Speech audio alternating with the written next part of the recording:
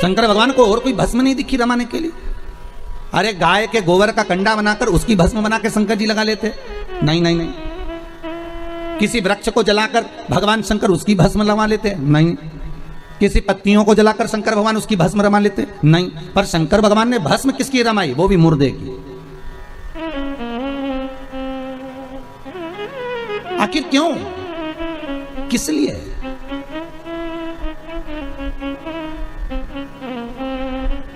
शंकर भगवान ने कहा कि ये जो जीव जिसको मैंने जन्म दिया है, जिसको मैंने पैदा किया है, इसके गर्भ में मैं इसके साथ में था। परिवार वाले तो बाद में जब इसको बाहर निकाला गया, गोदी में लाकर दिया गया, और ये डॉक्टर सिस्टर ने जब इसको गोदी में दिया, तब लोगों ने प्रेम करा, तब इस लोगों ने स्नेह करा, तब लोगों ने इसको गोदी में लिया। पर इसके बाद तो जनता ने इसको संभाल लिया, फिर दुनिया ने इसको साथ लिया। पर अंदर तो मैं ही था 9 महीने तक। और आग लगाने तक भी परिवार वाले संभाल लेंगे, माना मुझे। पर आग लगाने के बाद कोई नहीं संभालेगा। आग लगाने के बाद तो एक ही संभालेगा। कौन? कालो का काल।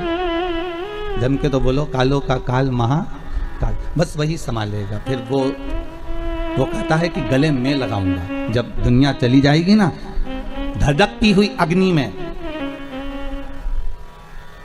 धधकती हुई अग्नि में तुमने एक बार भी अगर शंकर का अनुमोदन करा है, शिव महापुराण का स्मरण करा है, शंकर की कथा का रसास्वादन ग्रहण करा है, शंकर की कथा को सुना है, तुमने अगर शिव का अनुमोदन करा है, तुमने शंकर की भक्ति को धारण करा है, तुमने शंकर के नाम स्मरण को धारण करा है, तो उस शिव का स्मरण तब होगा जब लोग आग लगाकर चले जाएंगे। तब शंकर तुम्हारे से लिपटने के लिए आएगा, तुम्हारी उस भस्म को, तुम्हारे उस भस्म को अपने शरीर पर धारण करेगा कि ये मेरा है, ये मेरा।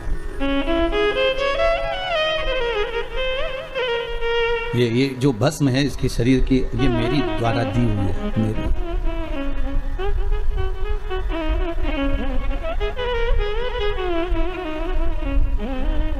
तब शिव, तब शंकर, तब ओघड़ी, तब दयालु, तब दाता सामने खड़ा मिल जाए। फिर वही वाली बात आ गई कल वाली, अंत समय प्रभु आना पड़ेगा, वादा किया तो निभाना पड़ेगा। अंतिम समय में आपको आकर हमारे से जो वादा किया गया है उसको निभाना पड़ेगा। तो भगवान भी कहते मैं निभाऊंगा, मना नहीं है, पर पहले तेरी चित्तवृत्ति में मैं समाहित होना चाहिए।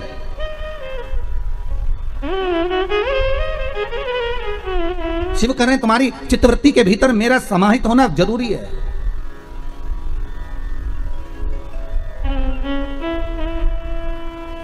अग्नि में, तलातल में, रसातल में, वायुचर में, थलचर में, जलचर में, प्रत्येक जीव में एक शंभु ही तो है, केवल एक शंभु।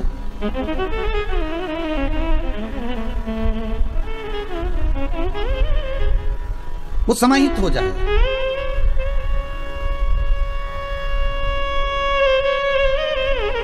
पांडे तारा में अखबार आता है क्या? अरे बोलो तो, अखबार आते हैं? पढ़ते हैं यहाँ? अच्छा। शहरों में भी लोग बहुत पढ़ते हैं, गांवों में भी बहुत पढ़ते हैं अखबार। जहां अखबार छपता है ना, वहां पर बहुत बढ़िया कोरा कागज आता है, बहुत बढ़िया, और उस कोरे कागज पर फिर न्यूज छापी जाती है। बोलो सही है कि गलत है? अरे बोलो तो, सही है ना? वहां न्यूज छापी जाती है। कितने अखबार निकलते हैं, ढेर।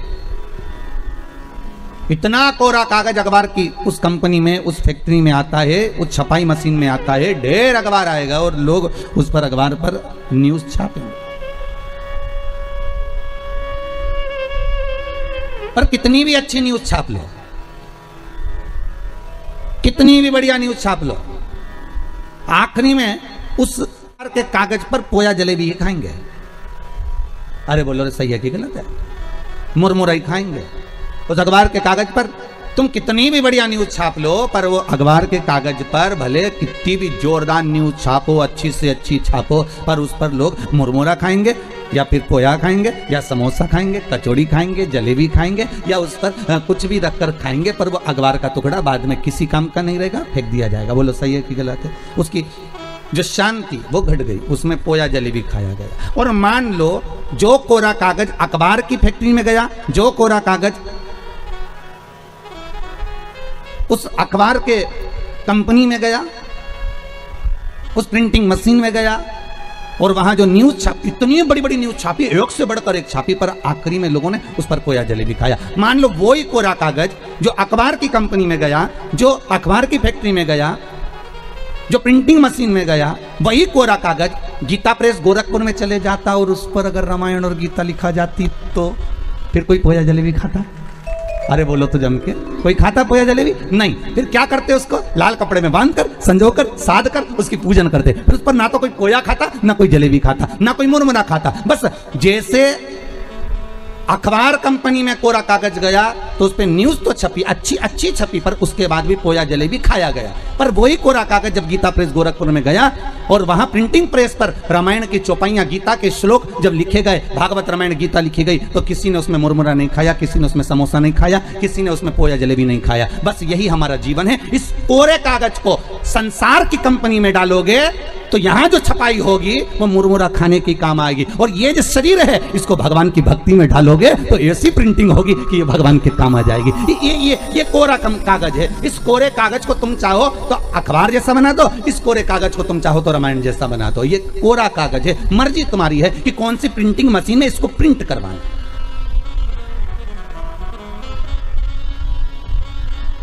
आप कौन सी कंपनी में इसको भेज रहे हो ये आपके हाथ में। जब तक तुम शिव महापुराण की कथा में बैठे हो तब तक तुम चिंता मत करना, ऐसा लगेगा तुमको गीता प्रेस गोरखपुर में छपाई चल रही है। तुम्हारी ये मन जो कोरा है ना, इस पे पूरी छपाई चल रही है। और जब तक तुम कथा में बैठे हो, जब तक तुम सत्संग में बैठे हो, जब तक तुम भजन में बैठे हो, जब तक तुम नाम जाप में बैठे हो, भले तुम टीवी के सामने बैठकर भगवान की भक्ति को धारण कर रहे हो, भले तुम टीवी के सामने बैठकर कथा सुन रहे हो, तो भी तुम्हारे घर के बेटे, तुम्हारे घर की बहुएं, तुम्हारे घर के पोता पोती सब एक ना एक बार मुंह से कही देंगे कि हमारी अम्मा का रोज का काम है टीवी पर कथा आती है ना तो कथा जरूर सुनती है। सियोर वाला महाराज की कथा है, शिव महापुराण की कथा है, और ये अम्मा हमारी कथा सुनने बैठ जाती है। हमारी अम्मा का ऐसा मन है। बहुएं, कई बार बहुएं भी मोबाइल पर कथा सुनती है। सास भी कहती है हमारी बहू की इतनी अच्छी आदत है, रात्रि को सोने से पहले आधा घंटा कथा सुनती है। भले वो बहू दिन में क्या काम कर रही है, नहीं कर रही है, सास दिन भर क्या कर रही है, उसकी चर्चा नहीं होगी। चर्चा उसी की होगी जो तुम सत्संग में लगे हो, चर्चा उसी की होगी जो तुम धर्म में लगे हो, चर्चा उसी की होगी जो तुम संकीर्तन में लगे हुए हो, और किसी चीज की चर्चा नहीं है।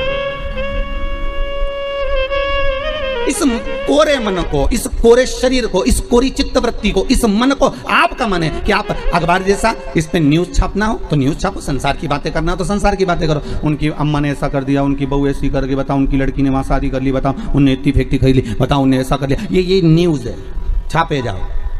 ये किसी काम आएगी क्या? जितनी छापोगे उतने लोग कहेंगे आओ ये तो दिन भर बुराई करे, इसका तो ऐसे ही काम है। और कोई अगर भगवान के भजन में लगा रहे, कोई अगर सत्संग में लगा रहे, तो लोग कहेंगे वाह वाह कितना जोरदार, बढ़िया, भगवान की भक्ति में डूबे, भगवान का भजन कर। ये मन तुम्हारा है, ये चित्तवृत्ति तुम्हारी है। इसको मन को तुम कहां लेकर जाना चाहते हो? इस चित्तवृत्ति को आप कहां लेकर जाना चाहते हो? आप इस पे अगर चाहो तो पोया जलेबी भी खा सकते हो, आपका मन है। अगर आप चाहो तो गीता प्रेस गोरखपुर की छपाई करवा कर, अर्थात राम नाम कृष्ण नाम का स्मरण कर कर, शंकर के नाम का स्मरण कर कर, इस मन को जैसे संत तुकाराम, नामदेव, मीरा, कर्मा, नरसिंह मेहता, ध्रुव, प्रहलाद, इन्होंने अपनी इस कोरे कागज को, इस पर न्यूज नहीं छापी, उन्होंने इसको अपने भगवान की भक्ति में लगा दिया, इस चित्तवृत्ति को लगा दिया।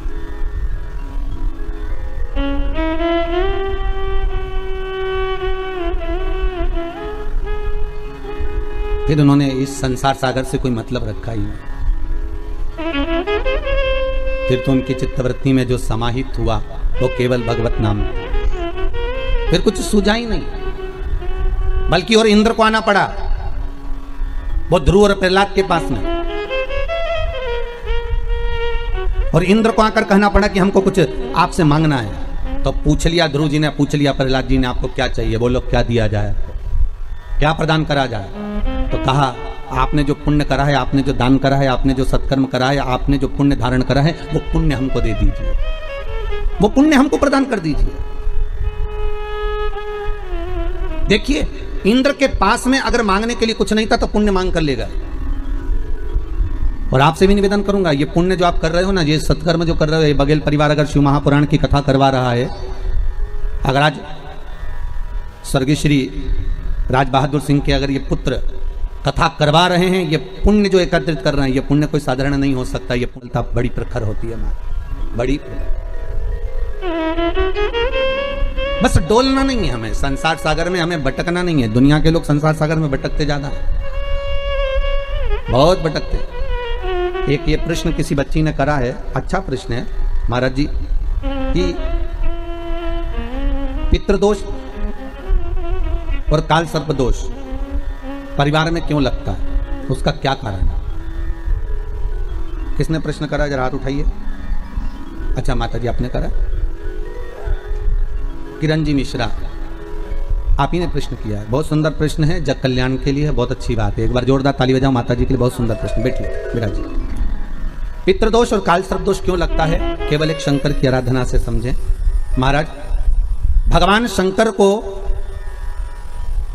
जब जलंधर की पत्नी वृंदा, जलंधर के जब प्राण छूटे, तो जलंधर के प्राण छूटने पर वृंदा जब तुलसी का क्यारा बन गई और वो वृंदा ने श्राप दे दिया, है शिव ये नारायण आपने मेरे साथ छल करा है तो आप शालिग्राम बनोगे, पत्थर बनोगे, पर शंकर आपने मेरे पति को मारा है तो आपका चढ़ा हुआ जल कभी मुझ में नहीं जाएगा।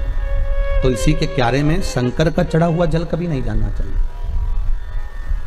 आप लोग अगर भगवान को थाली में, आपके घर में भगवान हैं, बहुत सारे होते हैं आप लोगों के, सभी लोगों के यहाँ होते हैं बहुत सारे भगवान, ठीक है, गणेश जी भी हैं सबके यहाँ, अरे बोलो तो लड्डू गोपाल भी हैं, फिर देवी देवता भी हैं बहुत सारे, फिर शंकर जी भी हैं, तो सबको एक ही थाली में रख लिया और थाली में रखकर सबने उनको स्नान कराना चालू कर दिया। अब सबको स्नान कराया तो शिव जी को भी कराया, बोलो कराया कि नहीं कराया, थाली के अंदर रखकर। अब तुमने स्नान तो करा दिया, स्नान कराने के बाद वो जल को क्या करा तुम लोगों ने, ले जाकर तुलसी के क्यारे में डाल दिया।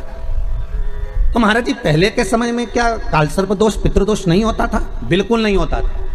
पहले के समय में ना काल सर्प दोष होता था ना पितृदोष होता था। क्यों? तो क्या घर में लोगों के शंकर जी होते थे? लोग शिव जी को स्नान कराते थे, पर घर में बगीचा, खलियान, खेत,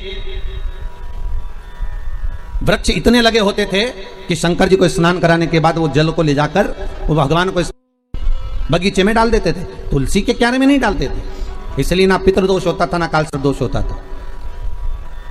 अब दुनिया के लोग भगवान को स्नान करा के ले दे के, एक ही पौधा घर में दिखता है वो तुलसी जी का, बस स्नान कराया और तुलसी जी में ले जाकर डाल दिया। तो तुलसी जी में ले जाकर डाला तो उससे शास्त्र कहता है कि अगर शिव जी का चढ़ा हुआ जल तुलसी के क्यारे में जाएगा तो सर्प के डसने का दोष लग जाएगा, जिसको हिंदू धर्म में काल सर्प दोष कहा गया।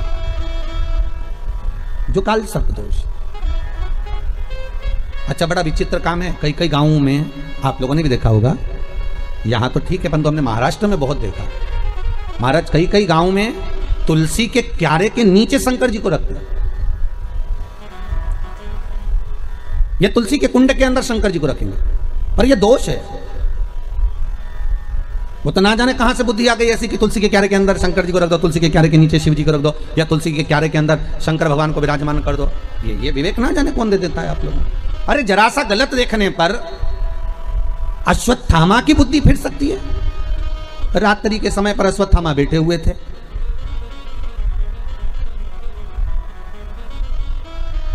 और रात्रि के समय पर अश्वत्थामा बैठे, और बैठे बैठे अश्वत्थामा ने क्या देखा कि एक वृक्ष के कोटर में कौवे के अंडे रखे हुए हैं, कौवे के बच्चे रखे हुए हैं, और एक उल्लू रात्रि के समय पर उड़ता उड़ता आया और वो कौवे के अंडों को उसने, रात के समय कौवा जब सो गया तो उसके अंडों को, उसके बच्चों को मार दिया।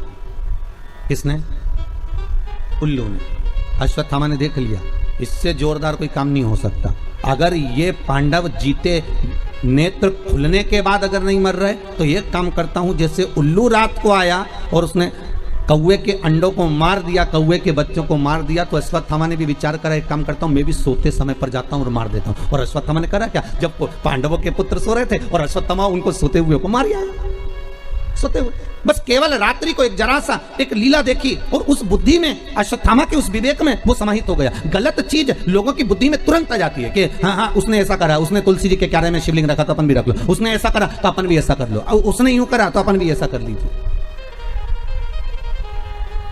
पर शंकर की कथा करें नहीं भाई, ये थोड़ा वंचिता होना चाहिए। महाराज जो शास्त्र सम्मत हो उसका स्मरण करना चाहिए। पहले के समय में दो दोष नहीं रहते थे, ना पितृदोष रहता था ना काल सर्प दोष रहता था।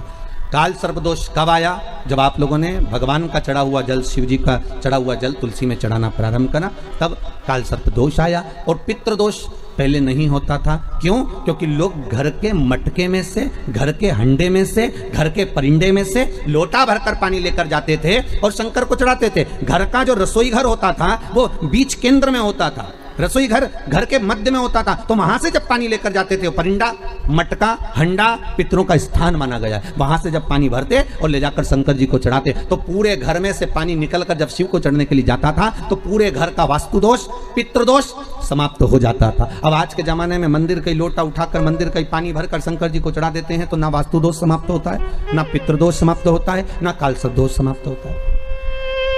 पहले भी कथा में कहा, परसों की कथा में कहा कि लक्ष्मी जी अपने पास का अगर कोई सामग्री शिव जी को चढ़ा देती तो शंकर प्रसन्न हो जाते। पर लक्ष्मी जी ने करा क्या? जल भी लाई तो पार्वती की यहां से लाई। लक्ष्मी जी अगर जल लेकर आ रही है तो पार्वती की यहां से लेकर। आपके पास में जो है आप शंकर को वो समर्पित करो। आपके पास में जो हुआ वो शंकर को दीजिए। और शंकर एक बात और कहते हैं कि मुझे दिखावा कर कर मत दीजिए, जो आपके पास में है, जो अपना है वो दो, और जो श्रेष्ठ हो, श्रेष्ठ जो श्रेष्ठ है वो दीजिए। कहा मात्र एक चावल का दाना, कितना? जम के बोलिए। एक चावल का दाना शंकर जी को चढ़ाओ, पर आखा चढ़ाओ। कैसा चढ़ाना है? आखा, मतलब खंडित नहीं होना चाहिए। एक बेलपत्र शिव जी को चढ़ाओ, पर आखी चढ़ाओ। 4 दिन में आज हमारा दिल बड़ा खुश है। 5वें दिन उसका एक कारण है। 5 दिन से 4 दिन से शंकर जी पे जो बेलपत्र चढ़ रही थी पोथी पर, वो सब जजमान जो तोड़ कर दे देते थे, खंडी, टूटी फूटी सब चढ़ जाती। पर आज भले छोटी सी बेलपत्र है, पर आज जो बाबा की कृपा से वो पूर्ण चढ़ी है, तो आज दिल खुश हो गया ये देखकर कि शिव महापुराण पर आज जो बेलपत्र समर्पित करी वो भले कम चढ़े,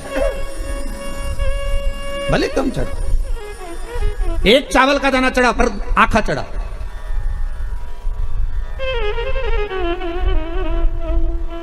आज हमें बड़ी खुशी मिली है इस व्यासपीठ पर आए।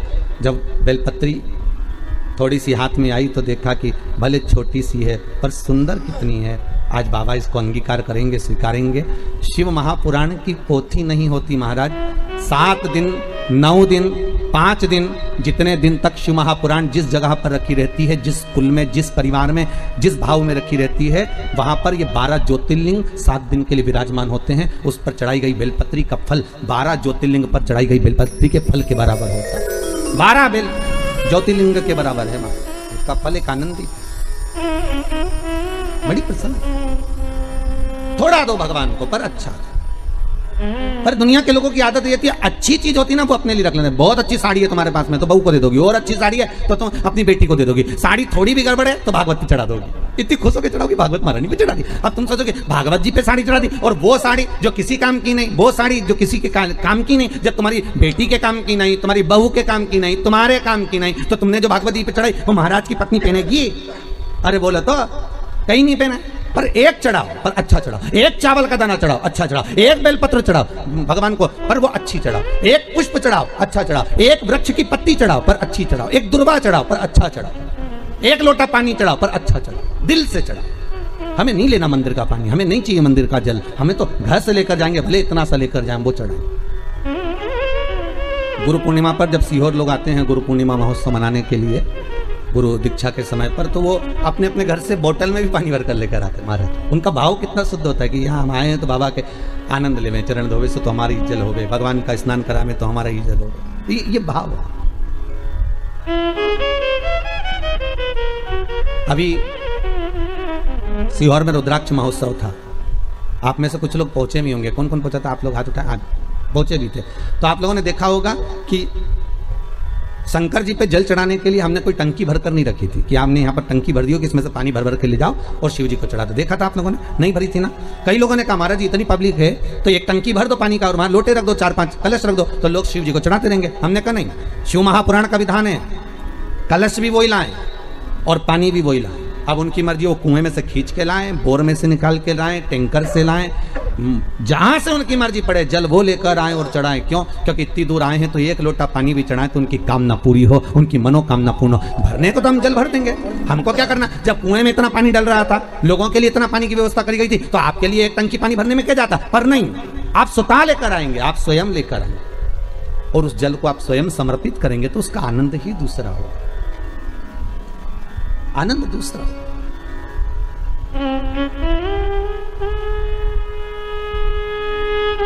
गंगा जली खोली है कभी किसी ने? किसी क्या गंगा जली खुली है? अरे बोलो तो सही। शादी में, ब्याह में, या कोई गंगा जी भर के लेकर आते हैं और फिर गंगा जली खोलते हैं, पंडित जी पूजन कराते हैं। खोली है सब लोगों ने? तो गंगा जली खोलते हैं तो उस गंगा जली के खोलते समय गंगा जी का सुहाग चढ़ाते हैं। बोलो चढ़ाते कि चढ़ाते? साड़ी चढ़ाएंगे, बिछुड़ी चढ़ाएंगे, चूड़ी चढ़ाएंगे, सब चढ़ाएंगे, फिर लोटा भी भरेंगे, फिर कलश पूजन भी होगी, फिर गंगा जी को लेके भी आएंगे, फिर मैया आती भी है, शरीरों में लोग हिलते भी हैं, सब कुछ होता है। फिर वहां पर गंगा जी की अगर वस्त्र चढ़ाया, गंगा जी का सुहाग चढ़ाया, गंगा जी की पूजन करी, तो साथ में एक की पूजन और होती है, वो भागीरथ जी की होती है। बोलो होती कि नहीं होती? फिर भागीरथ के कपड़े चढ़ते, धोती चढ़ेगी, गमछा चढ़ेगा, कुर्ता का कपड़ा चढ़ेगा, जनेऊ चढ़ेगी, भागीरथ जी के कपड़े भी चढ़ेंगे। कि भागीरथ जी के कपड़े चढ़ाए, क्यों चढ़ाते हैं? उसका कारण क्या है? क्योंकि गंगा को लेकर आने वाले श्री भागीरथ जी महाराज।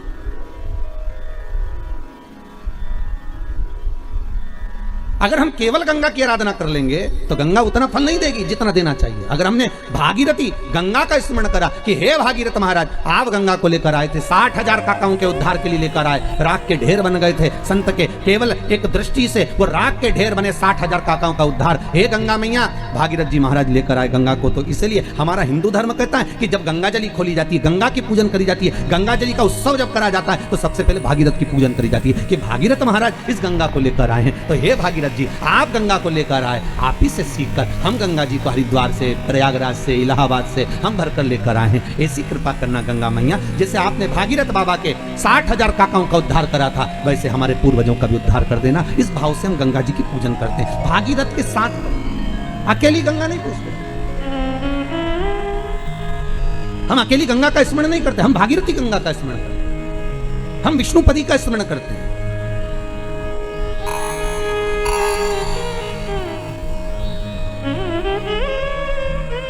तू अकेली ना रहे, सर्व जगत के सुख के लिए तू आनंद देने वाली मां है प्रगति।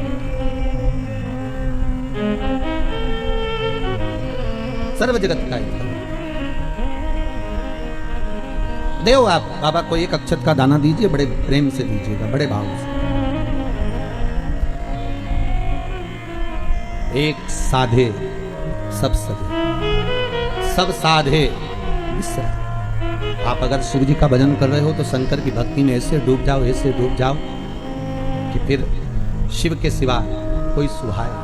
शंकर की भक्ति में ऐसे डूब जाओ, हर एक में शंकर दिखे। कृष्ण की भक्ति में ऐसे डूब जाओ कि हर एक में कृष्ण नजर आए। राम की भक्ति में ऐसे डूब जाओ कि सब जगह राम नजर आए। पर जितना एक जगह पर आप जाते रहोगे, वहां से आपको जो प्राप्त होगा वो सुख का आनंद ही कर देगा। सुखानंद। जिनके यहाँ पितृदोष होता है, काल सर्प दोष होता है, वास्तु दोष होता है, उनको ज्यादा कुछ नहीं करना होना। महाराज एक बेल का फल लीजिए। क्या लेना है? बेल का फल, बेलपत्री का जो फल होता है उसको ले लो। उसके अंदर का जो गुर्दा होता है, अंदर का जो भाग होता है, उसको निकाल लीजिए और उस बेल के फल में आटा सेक कर उसमें शक्कर मिलाकर उसको उसके अंदर भर लीजिए। अमावस्या के दिन सुबह 10 बजे से पहले उस बेल फल में, जिसमें तुमने पंजेरी भरी है, आटा सेक कर भरा है शक्कर के साथ में, उसको अपने घर में घुमाने के बाद में जिसको कालसर्प दोष बताया है, पितृदोष बताया है या वास्तु दोष का स्मरण बताया है, घर में सब दूर घुमाकर अपने परिवार का हाथ का स्पर्श कराकर पीपल के पेड़ के नीचे तक खड्डा खोदकर उस बेलपत्र के उस फल को दाब दीजिए। उस फल को उसमें दबाइए। महाराज केवल एक अमावस्या करना रहता है, पितरों के दोष से मुक्ति मिलती है और हमारे घर के कार्य सफल होना प्रारंभ हो जाता है। कायरता होती है, कार्य में सफलता प्राप्त होने लगती है। हम तो कई बार कहते हैं महाराज जी, अगर ऐसा लगे किसी औषधि को आप ले रहे हैं, मालूम पड़े कि औषधि आपको लग नहीं रही है, शिव महापुराण की कथा करेंगे, मान लो औषधि आपको नहीं लग रही, आपने औषधि बहुत दिनों से ले रहे हो, कोई दवाई, मान लो आप किसी भी दवाई को ग्रहण कर रहे हैं और वो औषधि लगी नहीं रही है, वो शरीर को लगी नहीं पा रही और आप ठीक ही नहीं हो पा रहे, 15 दिन हो गए, 8 दिन हो गए, बताओ, उतना की उतना ही कैटरीना है, उतना ही उतना अपना भरा हुआ, वही की वही लीवर, वही की वही किडनी, वही की वही स्मरण, सभी कुछ वही वही है, उतना की उतना ही। बीपी भी ऊंचा नीचा चल रहा है पर लेवल में नहीं आ रहा, शुगर भी लेवल में नहीं आ रही, तो प्रयास करा करो महाराज, बेलपत्री के फल का जो गुर्दा है, अंदर का जो भाग है फल का, उसको पानी में गला लीजिए और प्रदोष कम से कम प्रदोष नहीं हो और बीमारी जरा दवाई लगी नहीं रही हो तो बिना प्रदोष के भी कर सकते हो, उसको पानी में गलाइए, आधा घंटा पानी में, जैसे आपको सुबह मंदिर जाना है 10 बजे, तो सुबह स्नान कर कम से कम 6:30-7 बजे उसको पानी में गला दीजिए और उस बेले के फल का गुर्दा सा गला हुआ पानी शिव जी को ले जाकर समर्पित कर दीजिए महाराज। उस पानी में से थोड़ा सा 1 चम्मच पानी शिव जी पे चढ़ा हुआ लेकर आ जाइए। उस पानी को जो बीमार व्यक्ति है उसको औषधि देने से पहले मात्र आधी चम्मच से भी आधा चम्मच उसको दे दीजिए। भगवान शंकर का श्री शिवाय नमस्तुभ्यम का जाप कर उस पानी को देने के बाद अगर आप औषधि देंगे तो ये पक्का है कि औषधि अपना कार्य करना प्रारंभ कर देगी और वो स्वस्थ होना प्रारंभ होगा, वो स्वस्थ होगा। औषधि शंकर पर चढ़ी हुई भस्म, शंकर पर चढ़ा हुआ बेलपत्र, शंकर पर चढ़ा हुआ एक पुष्प भी औषधि का कार्य करता है। शिव महामृत्युंजय,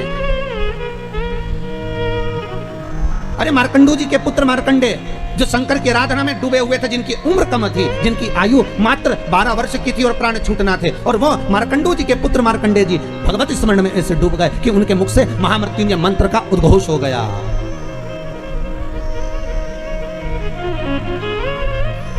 भगवान शिव के नाम का उद्घोष हो गया।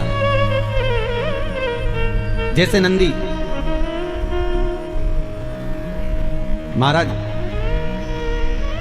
शिलाद नाम का ब्राह्मण जिनको ऋषि भी कहा गया है, जिनका नाम था शिलाद, क्या नाम है उनका, जम के बोलिए, शिलाद, ब्राह्मण है, ऋषिवर है। और शिलाद ब्राह्मण है, ऋषि हैं, बड़े शिव के भगत है, शंकर का बहुत अनुमोदन करते हैं, शिव का स्मरण में वो हमेशा डूबे रहते हैं और उनका एक नाम स्मरण केवल ओमकार का ध्वनि करना और ओम नाम में डूबे रहना। ओम नमः शिवाय, ओम नमः शिवाय, ओम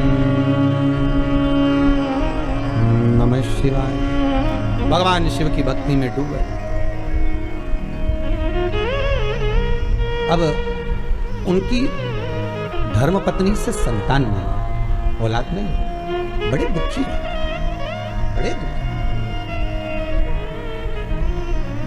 अच्छा, संतान नहीं हो, किसी नारी की गोद अगर, स्त्री की गोद अगर खाली रह जाए तो भी दुख होता है उसको कि मेरे घर में औलाद नहीं, संतान नहीं। हम कई बार कहे, आज फिर कहते हैं, ये टेस्ट भी बाद में कराना, सारी जांचें बाद में कराना, एक बार शंकर का भजन कर देखना। पिछले वर्ष कथा में तुमरुका जी की जो कथा कही थी, यूट्यूब पर डली हुई, अगर आप लोगों ने नहीं सुनी हो तो उसको निकालना यूट्यूब पर। श्री तुमरुका शिव महापुराण की कथा हमने कही थी, तुमरुका जी का व्याख्यान, उसमें वर्णन किया था।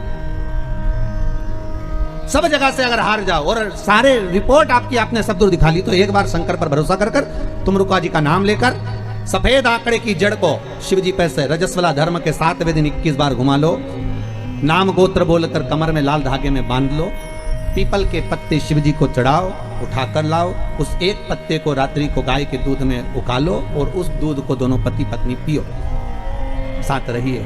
समय आएगा, बाबा चाहेगा तो 3 या 4 महीने में गर्भ ठहर ही जाएगा। सारे डॉक्टर को दिखा लिया अपनी जगह, टेस्ट भी करवा लिया अपनी जगह, पर एक बार प्रयोग, और वो विश्वास रखकर करना पड़ेगा। शंकर पर जो भी कार्य कर रहे हो आप, जो उपाय कर रहे हो आप, शिव का स्मरण कर, भगवान पर अगर विश्वास रखोगे, भरोसो दृढ़ इन चरणन करो, श्री वल्लभ नख चंद्र छटा बिन सब जगह ही अंधेरो। अगर भरोसा है तो शंकर है, और भरोसा नहीं तो शिव कहां से। विश्वास लेकर अगर आए हो तो काम तो होगा। ये लोग काशी से आए हुए हैं, विश्वास लेकर ही तो आए होंगे। कि हम जाएंगे शंकर की कथा में तो बाबा कृपा जरूर करेगा। कई लोग यहाँ पर बैठे हुए हैं जो विश्वास लेकर आए हुए हैं, दूर दूर से आए हुए हैं, केवल विश्वास लेकर कि भगवान कृपा करेगा किसी ना किसी रूप में, मुझे विश्वास है कि बाबा मेरी सुनेगा। और फिर कहता हूं, कथा में अगर आपने मन लगा लिया, भले टीवी चैनल के माध्यम से श्रवण कर रहे हो, भले मोबाइल के माध्यम से श्रवण कर रहे हो, भले पंडाल में सुन रहे हो, बाबा से अगर दिल से आपने अगर कह दिया तो 3 महीना बहुत होता है सब कामना पूरी होने के लिए। मेरा बाबा आपको कुछ ना कुछ दे ही देता है, बस आपकी रुचि के अनुसार सुख प्रदान कर ही देता है। आप उस पर विश्वास, भरोसा, भटकना नहीं है हमको, मार्ग से विचलित नहीं होना। कई लोगों की आदत रहती है, पहले राम जी के पास चले जाएंगे, राम जी से काम नहीं होगा तो कृष्ण के पास चले जाएंगे, कन्हैया जी से काम नहीं होगा तो हनुमान जी के पास चले जाएंगे, हनुमान जी से नहीं होगा तो शंकर जी के पास चले जाएंगे। पर शिव महापुराण की कथा कहती है, गुरु जी के 2 चेले, गुरु जी ने दोनों चेलों से कहा, जाओ जमीन खोदो, 50 फीट पे पानी निकलेगा और मेरे लिए लोटा भर के पानी लेकर आओ। चेलों ने मन में कर विचार करा, बताओ पानी इतना सारा पड़ा, वो पी लो, मैं 50 फीट खोदें फिर पानी ला। जाओ दोनों 50 फीट खोदना, पानी निकलेगा और लेकर आना, मेरे को पानी पीना। जाओ जरा। दोनों चेले चले गए। एक गया तो खोदता गया, खोदता गया, खोदता गया, खोदता गया। दूसरा गया तो उसने यहाँ खोद लिया, फिर वहाँ खोद लिया, फिर वहाँ खोद लिया, पानी नहीं निकला। 50 फीट तक एक चेला था तो खोदता गया और पानी निकल गया, लोटा भर के लेकर आया। गुरुजी ने पूछा पानी निकल गया? दूसरे से पूछा तुझे नहीं निकला? नहीं। गुरुजी ने पूछा तूने खोदा था? बिल्कुल, चलकर देख लो। गुरुजी गए देखने के लिए, तो गुरुजी ने देखा तो उसने क्या करा, थोड़ा यहाँ खोद लिया, थोड़ा वहाँ खोद लिया, थोड़ा वहाँ खोद लिया, थोड़ा वहाँ खोद लिया, पानी नहीं निकला। और एक चेले से पूछा तूने कैसे निकाला? तो कहते मैं खोदता गया, खोदता गया, खोदता गया तो पानी निकल गया। यहाँ शास्त्र वही कह रहा है, एक पकड़ो और एक जगह ही खोदते रहो, शंकर जी का भजन करते रहो, तारेगा तो ये, मारेगा तो ये, कहेगा तो ये, जो कुछ करेगा खोदते जाओ, पानी जरूर निकलेगा। और 10 जगह खोदोगे, कभी इधर खोद लिया, कभी उधर खोद लिया, कभी उधर खोद लिया, तो पानी नहीं निकलना है। कोई काम तुम्हारा बनना नहीं है, कुछ भी नहीं होना है। एक ही जगह खोदो, खोदे पानी निकलेगा। करो भजन एक, पर आदत बुरी है ना तुम्हारी। फिर कोई घूम रहा था उसके पास, फिर किसी के पास। भगवान को भी मालूम है ये एक जगह नहीं टिकेगी रे, आज तुम्हारे पास आ गई, कल दूसरी जगह चले जाएगी, परसों चौथी जगह जाएगी, काम नहीं होगा तो भटकती फिरेगी। पर विश्वास नहीं रखेगी। जिस दिन ये विश्वास पक्का कर लेगी कि शंकर ही मुझे बचा सकते हैं, शंकर ही मुझे जिला सकते हैं, शंकर ही मेरा पेट भर सकते हैं, शंकर ही मेरा अनुमोदन कर सकते हैं, शंकर ही मुझे धन देंगे, दौलत देंगे, संपदा देंगे, शंकर के सिवा कोई नहीं देगा, तब शिव भी सोचता है अब नहीं डिगेगी। और नहीं डिगेगी तो परीक्षा लेंगे शंकर। पहले आपका काम हो सकता है नहीं भी करे शंकर, क्योंकि वो देखना चाहते हैं कि पहले जैसी थी वैसी की वैसी है, खड्डा अलग अलग खोद रही है क्या। पहले देखेंगे, पहले इधर से उधर से 10 जगह खड्डे तो नहीं खोद रही, फिर उसको लगेगा नहीं ये पूरा विश्वास रहकर टिक गई तेरे चरणारविंद में, तो वो महामृत्युंजय महादेव फिर प्रकट होकर कुछ दे ही देगा। ये उसकी कृपा फिर होगी। वो जब तक नहीं देता, जब तक परीक्षा नहीं लेता। सास बहू को चाबी जब तक नहीं देती, जब तक सास बहू की परीक्षा नहीं ले लेती। सास को भी लगता है कि बहू को चाबी दूंगी और मालूम पड़े होता है। एक ससुर जी मर गए, बहुएं रोने लगी, खूब चिल्ला चिल्ला के, खूब धाड़ धाड़ के रोए। अपने अपने पतियों को फोन लगा दिया, पतियों भी आ गए, 4 पति थे, सब 4 बहुओं के आ गए। क्यों रो रही हो? बहुएं बोली तुम्हारा बाप मर गया, पिता तुम्हारा। तो पतियों बोले तुम्हारा भी तो ससुर था, तुम्हें दुख नहीं हो रहा, रो काय को रही हो? तुमने तो कभी ससुर को 1 गिलास पानी नहीं दिया, कभी पिता को 1 गिलास चाय बनाकर नहीं दी, कभी गर्म रोटी नहीं खिलाई। जब बहुएं मिलती थी तब ताने देती थी, आड़ा टेढ़ा बोलती थी, गालियां देती थी। और आज पिता मर गया तो रो रही हो? किस लिए रो रही हो तुम? तुम्हें रोने का कोई हक नहीं है। इतने में 4 बहुएं बोली अपने पतियों से तुम्हारे बाप मर गए उसके लिए थोड़ी ना रो रहे हैं, तुम्हारा पिताजी मर गया उसके लिए थोड़ी ना रो रहे हैं। तो बहुओं से पतियों ने पूछा फिर काय को रो रही हो? तिजोरी की चाबी ना जाने का धर गए इसलिए रो रहे। पतियों ने भी माथा ठोका, जगदम्बा। अब पत्नियां बोली सुनो तुम्हारे पिताजी को जगाओ और चाबी पूछो कहाँ रखी तिजोरी की। पतियों बोले इनको मरा आधा घंटा हो गया, तुमके चाबी पूछो, सीधी तरीके से जवा लो नहीं तो तुमको नहीं सुना। बेचारा पतियों को भय लगा कि इनका क्या, तो लोग लालची व्यक्ति तो कुछ भी कर सकता। इनके मन में दुख हुआ, इन्होंने कहा ऐसा कोई होता है कि मरा हुआ व्यक्ति जाग जाए? हम नहीं जानते, हमें चाबी चाहिए तो चाबी चाहिए, आप पूछो कहाँ रखी है। डॉक्टर साहब को बुलाया, डॉक्टर साहब बताओ हमारे पिताजी को थोड़ी सी देर के लिए जगा तो बस जग जाए और उसके बाद में चाबी बता के भले मर जाए, ऐसी कुछ कृपा कर दो। डॉक्टर साहब बोले 80,000 का एक इंजेक्शन लगेगा, हम लगाएंगे, पिताजी जाग के बैठेंगे, उतनी देर में पूछ लेना चाबी कहाँ रखी है, बताएंगे, फिर वो मर जाएंगे, ठीक है? पर जल्दी पूछना, इतना टाइम तक जिंदा नहीं देंगे। वो लगाओ 80,000 लाओ। अब बहू ने सोचा चाबी तो निकालना है, तो बहू ने करीब अपनी अपनी रकम बेची है। बता, बुढ़ा बीमार था तो 1 रुपए की नहीं बेची, और चाबी के चक्कर में सब 20-20 हजार में रकम बेची है। 20-20 हजार में रकम बेच गई, 80,000 रुपए लेकर डॉक्टर के सामने दिया। डॉक्टर सामने का सामने खड़ी हो जाए, और सामने खड़ी होकर जैसे ही जागे पूछ लेना चाबी कहाँ रखी है। और जैसे ही डॉक्टर सामने इंजेक्शन लगाया, ने बुढ़ा उठ के बैठा, ने डोकरा जैसे उठ के बैठा, इतने में बहू बोलती उससे पहले बुढ़ा बोल दिया, क्यों रे या पाड़ा के पानी पिलाया कि नहीं पिलाया, और मर गया।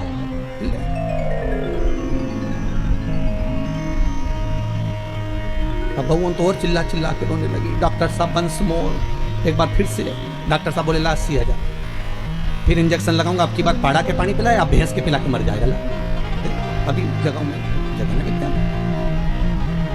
ये दुनिया ऐसा धन की मीत है, कोई किसी का नहीं संसार में, केवल धन ही मीत है। परसों की कथा में कहा था मरने के बाद सब कुछ फेंक देंगे, पर अंगूठी चेन नहीं फेंकेंगे, सब रख कौन फेंकता?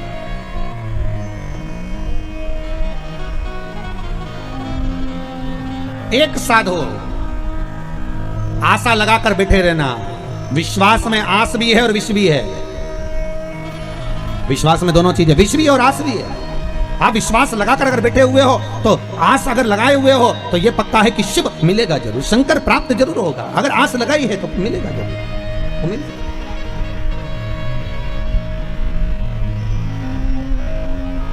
परमात्मा से अगर मन चित्त वृत्ति रमाए हुए हो तो प्राप्ति जरूर होगी।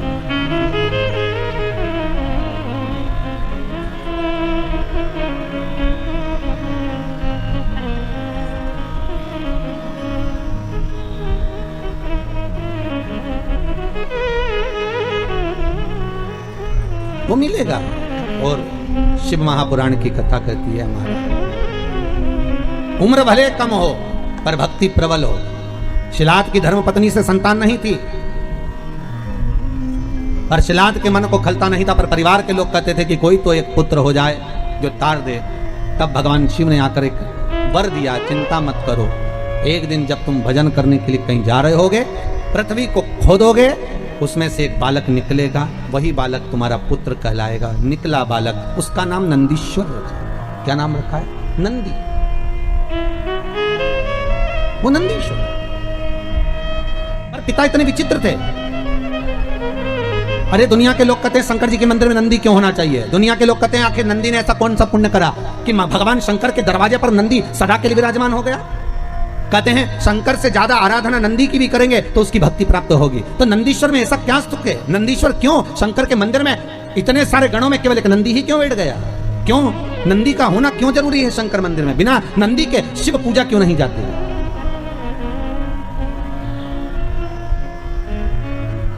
बिना नंदी के शंकर क्यों नहीं पूजाते? उसका कारण केवल इतना है कि पिता ने जब देख लिया 4 साल का बेटा नंदी, उसका भरण पोषण करा, जो जमीन में से प्रकट हुआ था, जो पृथ्वी में से निकला था, उसका पालन पोषण शिलाद ने कर लिया। और शिलाद ने करने के बाद एक दिन शिलाद के यहाँ पर देवता आ गए, एक मित्र एक वरुण, 2 देव पधारे।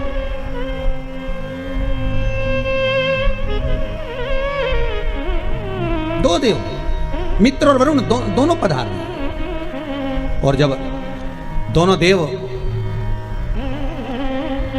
जब आए दोनों की सेवा में, आज शिलाद ने एक काम करा, अपने छोटे से पुत्र को लगा दिया कि इनकी सेवा कर। जाओ, मेरा आपसे भी निवेदन है, बहुत भाव से कहूंगा,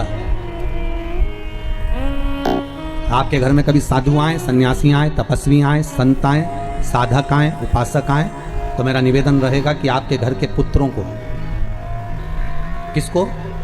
आपके घर के पुत्रों को, आपके घर के पोतों को, आपके घर के बच्चों को सबसे पहले सेवा में लगाइए और कहिए कि जाओ जरा सेवा करिए।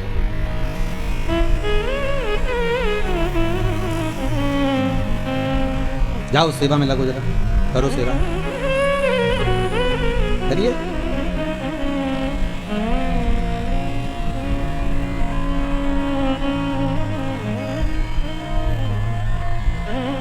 आज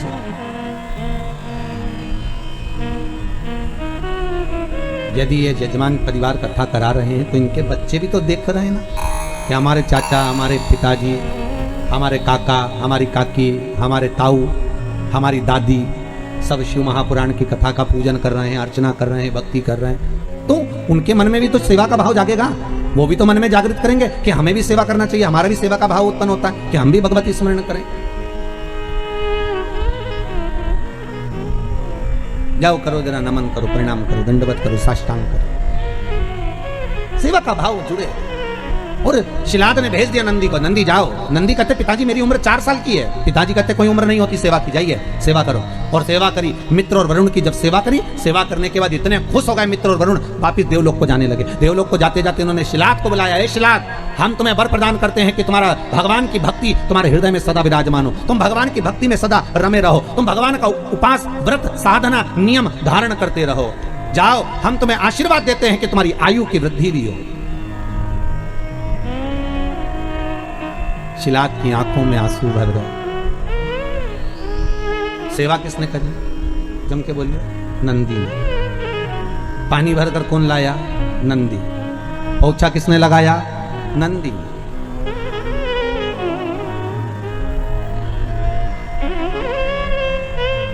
पोछा कौन लगाया? नंदी। झाड़ू किसने लगाई? नंदी ने।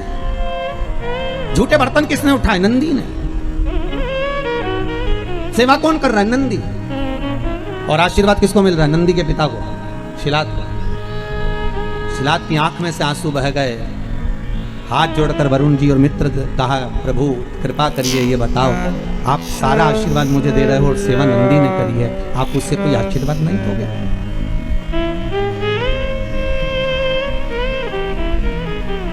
आप हमें कोई आशीर्वाद नहीं दोगे? हमारे ये विजय राज जी आज पूजन में बैठे हुए हैं, नाम तो हम ज़्यादा जजमानों के जानते नहीं। अभय राज जी हैं, रामराज जी हैं, सभी भाई लोग। इनकी आदत ऐसी है ये नेताजी की कि ये हम छत पे भी हैं तो ढूंढ ढूंढा के पाँव पड़ने पहुँच ही जाते हैं। ये भी कम नहीं पड़ते अभय राज जी। तो ये सब लोग, और एक वो हमारे हम कहेंगे सारथी जी हमारे हो, उनका नाम भी हम नहीं जानते, बंधु लाना ले जाना करते रहते हैं। तो ये लोग बड़े विचित्र हैं।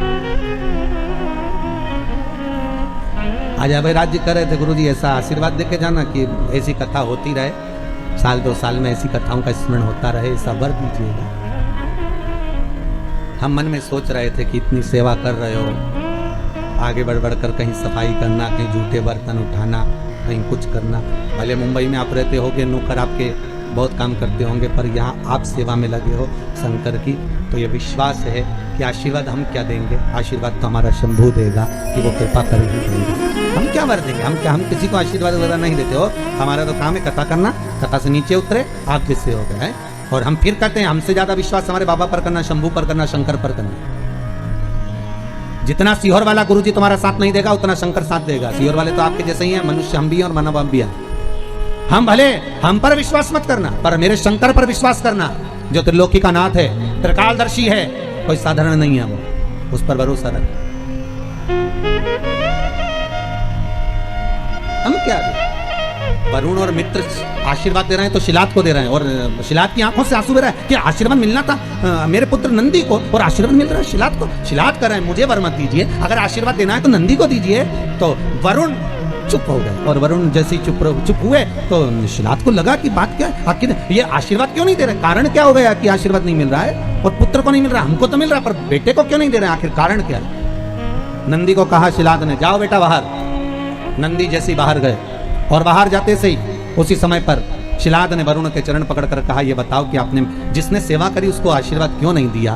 तो मुख से निकल गया, हमने आशीर्वाद इसलिए नहीं दिया क्योंकि इस नंदी की उम्र कम है, हम इसको आयुष्मान होने का आशीर्वाद कैसे दे सकते हैं? नंदी की आयु कम है। शिलाद ने कहा, इसका कोई उपाय? वरुण तो कह दिया कि नंदी की उम्र कम है, पर वरुण के साथ जो मित्र आया था उसने कह दिया उसका एक उपाय है, अगर तुम्हारा पुत्र नंदी शंकर की आराधना में लग जाए, शिव की उपासना में लग जाए, शंकर को रिझाने में लग जाए। दुनिया में एक ही है जो उम्र बढ़ा सकता है। कौन? भाई उम्र बढ़ाने का आशीर्वाद भी वो ही दे सकता है जिसकी उम्र का ठिकाना नहीं है। सही है कि गलत है? अरे बोलो तो सही। सही है ना, जिसकी उम्र का ठिकाना ही नहीं वो दे सकता है। तुम्हारे पास में इतना सारा काजू रखा होगा तो आप काजू भर कर दे दोगे, आपके पास में बादाम ढेर सारी रखी होगी तो बादाम भर कर दे दोगे, आपके पास में गुड़ बहुत सारा रखा होगा तो आप दान में गुड़ दे दोगे, आपके पास में चावल ज्यादा होगा तो आप चावल दे दोगे, आपके पास में गेहूं होगा तो गेहूं दे दोगे, आपके पास में कपड़ा होगा तो आप कपड़ा दे दोगे। बोलो सही है कि गलत है? जो चीज आपके पास में होगी वो आप निकाल कर दे दोगे। आपकी जेब में, कई लोगों की जेब में वो रखते हो मलने का और कतरने का, तो वो जो 4-5 लोग मिले तो उसने निकाल के दे दिया, लो साहब पाओ साहब, और जो शौकीन होगा वो उठाकर उसमें मलने बैठ गया, वो भी लगे। तो जो तुम्हारे पास में होगा तुम वो दोगे। अब जिसके पास में जो चीज ज्यादा होगी वो ज्यादा देंगे। अब मित्र कहने लगे कि शंकर की आराधना करो, तो कि शिव जी की आराधना क्यों? तो शिलाद ने पूछा, तो मित्र कहने लगे कारण यह है कि उम्र वही बढ़ा सकता है जिसकी उम्र का ठिकाना ही नहीं है। सारे देवी देवता में एक ही देव है, कौन? जम के बोलिए, देव अधिदेव महादेव, जिनकी उम्र का ठिकाना नहीं है। अब ईमानदारी से बोलो, 51 शादी तो पहले कर चुके। पार्वती के साथ जो शंकर जी की शादी हुई है वो 52 नंबर की, 52 नंबर की। अब 52 भी जिसकी शादी हुई हो तो उम्र कितनी होगी जरा हिसाब लगा लो रे भाई।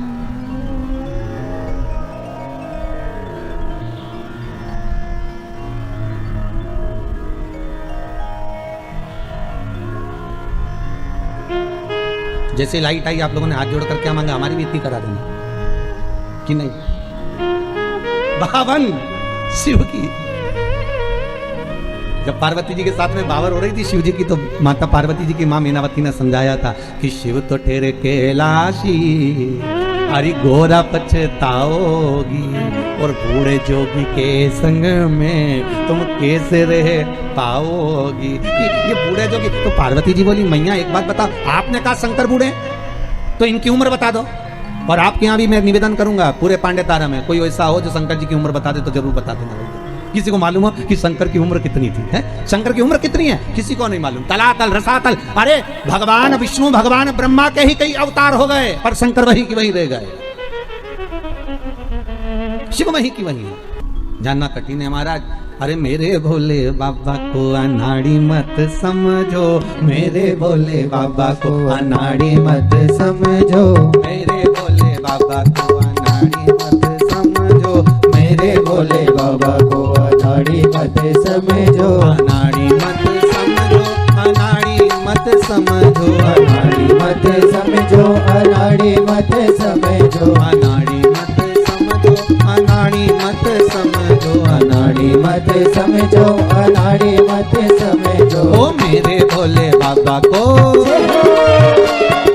मेरे भोले बाबा को अनाड़ी मत समझो, मेरे भोले बाबा को अनाड़ी मत समझो। आओ से दोनों हाथों से।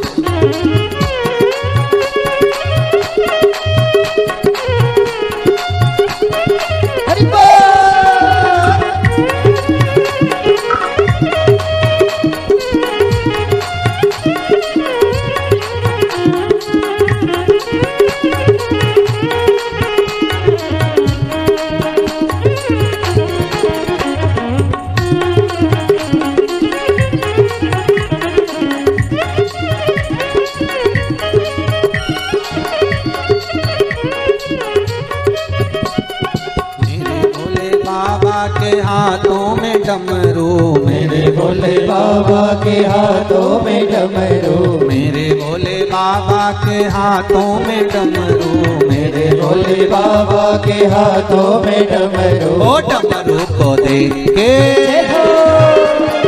डमरू को देख के मदारी मत समझो, डमरू को देख के मदारी मत समझो, मेरे भोले बाबा को अनाड़ी मत समझो, मेरे भोले बाबा को अनाड़ी मत समझो।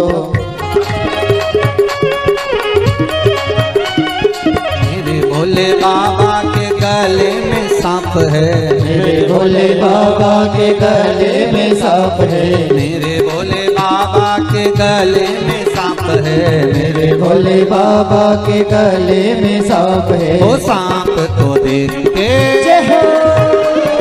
सांप को देख के सपेरा मत समझो, सांप को देख के सपेरा मत समझो, मेरे भोले बाबा को अनाड़ी मत समझो, मेरे भोले बाबा को अनाड़ी मत समझो।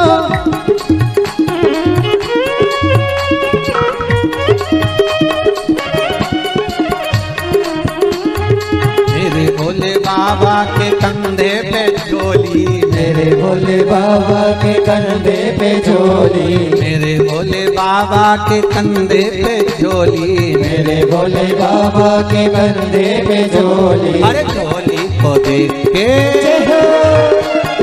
झोली को देख के भिखारी मत समझो, झोली को देख के भिखारी मत समझो, मेरे भोले बाबा को अनाड़ी मत समझो, मेरे भोले बाबा को अनाड़ी मत समझो, अनाड़ी मत समझो, अनाड़ी मत समझो, अनाड़ी मत समझो, अनाड़ी मत समझो, अनाड़ी मत समझो, अनाड़ी मत समझो, अनाड़ी मत समझो, अनाड़ी मत समझो। ओ मेरे भोले बाबा को,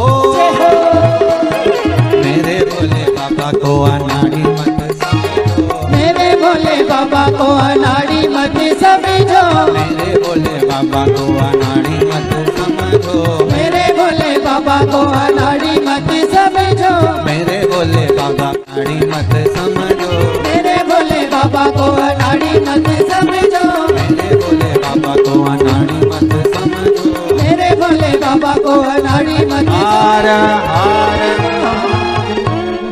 भगवान शिव कोई साधारण नहीं है महाराज, उनको साधना, नंदी शिव की आराधना में लग गए। ऐसी आराधना नंदी ने शंकर की करी, ऐसी आराधना करी,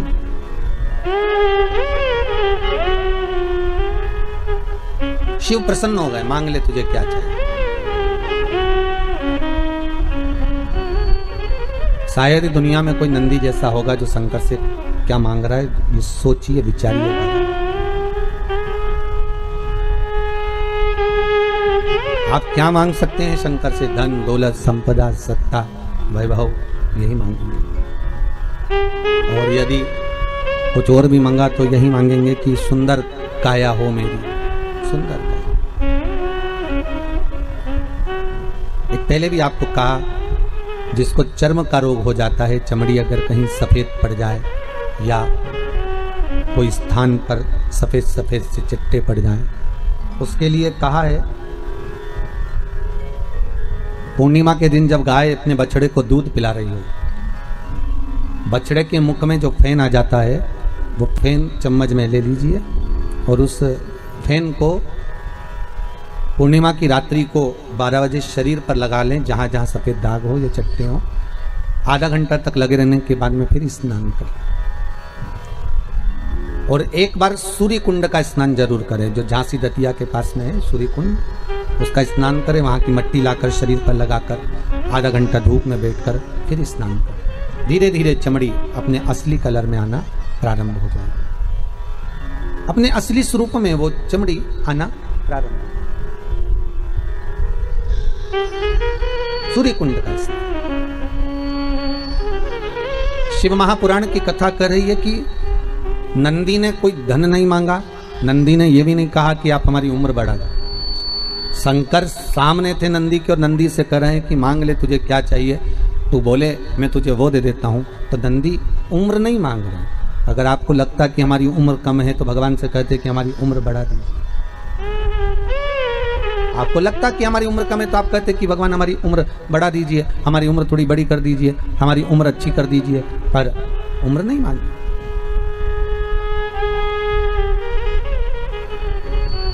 हमें उम्र नहीं है।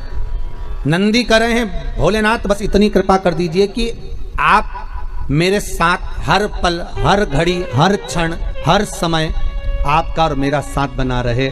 मैं आपका दर्शन एक क्षण के लिए भी ओझल ना करूं, एक क्षण के लिए भी ना छूटे, बस ये वर दे दीजिए। शंकर जी ने कहा अगर मेरे पास में रहना होगा, तुम्हारा ध्यान ना भटके, उसके लिए तुम्हारा रूप बदलना पड़ेगा। आप नंदी कहते हैं ये काया किस काम की है, आप मेरा स्वरूप भी बदल दीजिए। शिव जी ने कहा तुम्हें बेल का मुख लगा दे, लगा दीजिए।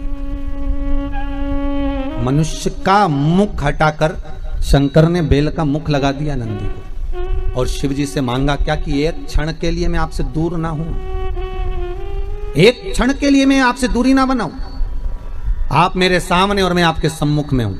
शिव जी ने तथास्तु कह दिया। तथास्तु। जरा विचार करिएगा कितनी सुंदर चरित्र है।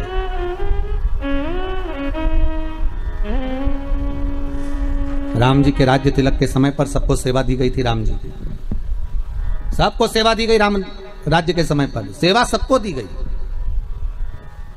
करो सेवा।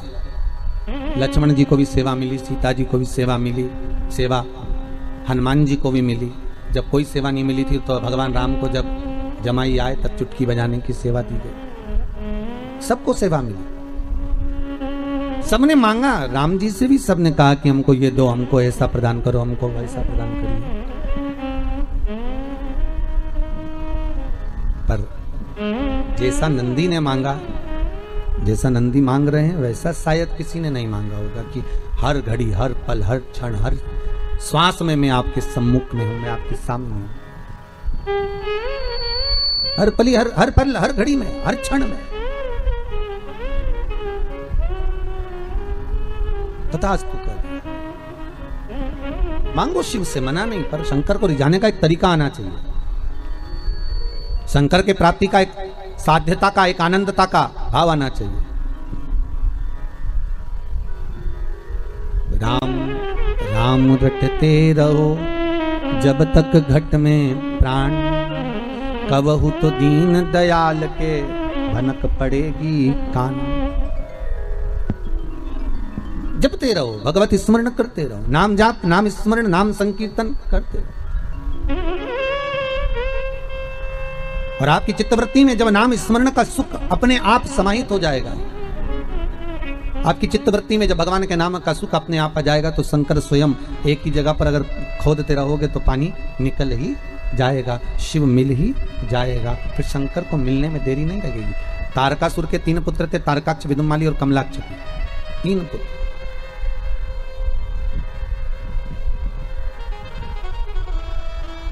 और ये तीनों, तारकाक्ष, विदुमाली, कमलाक्ष की, ये तीनों पिताजी के जाने के बाद इनके मन में स्वभाव आ गया कि अब हमारे पिता नहीं, अगर हम देवताओं से द्वेष लेंगे तो मारे जाएंगे। तो देवताओं से हमें द्वेष भी नहीं लेना है। एक काम करना है, पहले देवताओं का हम तप साधना कर कर उनसे वर प्राप्त कर लें। तो तीनों ने वर प्राप्त करा, वर मांगा ब्रह्मदेव से, ब्रह्मा जी से कहा हमारे प्राण ना छूटे, हम अजर और अमर हो जाएं, ऐसी कृपा कर दो। ब्रह्मदेव कहने लगे ये कभी नहीं हो सकता कि तुम अमर हो जाओ, ये बड़ा कठिन है कि तुम अमर हो जाओ, ये बहुत कठिन है। मरना तो पड़ेगा महाराज, मृत्यु निश्चित है और प्राण तो छूटेंगे। आपको पहले भी कहा, बादाम खाओगे तो भी मरोगे, नी खाओगे तो भी मरोगे, रोटी खाओगे तो भी मरोगे, नी खाओगे तो भी मरोगे, कथा सुनोगे, अरे जम के तो बोलो, तो भी मरोगे, नी सुनोगे तो भी मरोगे। ठीक है, ब्यूटी पार्लर जाओगे तो भी मरोगे, नी जाओगे तो भी मरोगे, सीधी बात है, जो है वो है। फिर कई लोग कहते हैं महाराज जी आप कह रहे हो कथा सुनोगे तो भी मरोगे, कथा नहीं सुनोगे तो भी मरोगे, तो फिर कथा सुनने से फायदा क्या है? हमारा कहना केवल इतना सा है, बिल्ली अपने बच्चे को अपने मुंह से पकड़कर 7 घर लेकर जाती है, बच्चा मरता है क्या बिल्ली का? नहीं। बिल्ली अपने मुख से चूहे को पकड़ती है, चूहा बचता है क्या? नहीं। उसी तरह अगर तुमने कथा सुन ली, भगवान का भजन कर लिया, नाम जाप कर लिया, नाम स्मरण कर लिया, नाम संकीर्तन कर लिया, शिव की आराधना कर ली, तो बिल्ली जैसे काल के मुंह में जाओगे तो सही, पर बिल्ली के बच्चे जैसे बचकर बाहर निकल जाओगे। और अगर भजन नहीं करा तो मरोगे तो, पर चूहे जैसे लहूलुहान हो जाओगे। कथा का बस यही फल, स्मरण का केवल यही फल है।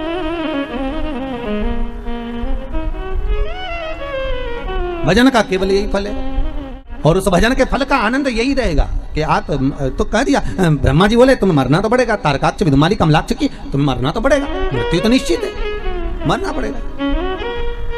आ गई तो जाना तो पड़ेगा, बस इतना है। घबराना नहीं, डरना नहीं, थोड़ी देर शांत होकर उस शंभू का स्मरण करना, थोड़ी देर शांत होकर उस शिव का नाम जाप करना। श्री बोलो एक बार, श्री शिवाय नमस्तुभ्यम। फिर से बोलिए, श्री शिवाय नमस्तुभ्यम। एक बार जब लगे कि आज थोड़ा सा दिल विचलित है तो थोड़ा थोड़ा जाना तो है, मरना निश्चित है, आज नहीं तो कल।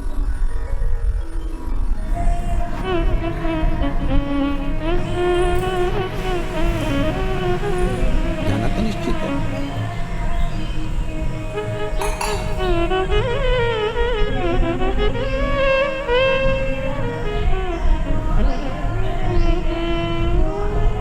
एक निश्चितता है मृत्यु। बस भजन करते हुए, कीर्तन करते हुए, नाम स्मरण करते हुए जाएं तो एक आनंद की अनुभूति होगी। आनंद की अनुभूति। अच्छा से जाओ, शिव अच्छा से। कथा कर रही है, शंकर का अनुमोदन कर रहा है, शिव महापुराण की कथा वर्णन कर रही है। हे तारकाक्ष, हे कमलाक्ष की, मरना है।